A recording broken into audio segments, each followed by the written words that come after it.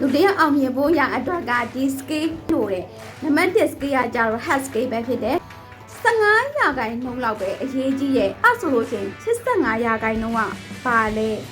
85ရာခိုင်နှုန်းကကြတော့ soft skill ပဲဖြစ်တယ်အဲ့ soft skill ထဲမှာအချက်က9ချက်ရှိတယ်အဲ့ထဲကမှအချက်3ချက်ကိုလာပြီးမှပြောပြပေးတာမှဖြစ်တယ်နံပါတ်1ချက်ကကြတော့အရန်အရေးကြီးတဲ့ personal branding skill ပဲဖြစ်တယ် personal branding ဆိုတာပါလေလူများတော့ပြောရ personal branding နဲ့ပြောနေကြတယ် personal branding ဆိုတာပါလေဆိုတော့လူတွေကကိုယ့်ကိုဘယ်လိုပုံစံမျိုးနဲ့မှတ်မိစေတာလဲဆိုတဲ့အချက်ဒါနံပါတ်1ချက်ရေးကြည့်ရပြီးရင်နံပါတ်2ချက်ကပါလဲဆိုတော့ problem solving skill ပြဿနာကိုဘယ်လိုမျိုးဖြေရှင်းရမလဲဆိုတဲ့ skill တစ်ခုကိုကသိသွားမယ်ဆိုလို့ရှိရင်အရန်ကိုမှကောင်းတယ်ပေါ့နော် soft skill မှာဆိုလို့ရှိရင် problem solving skill ကအရန်ကိုမှ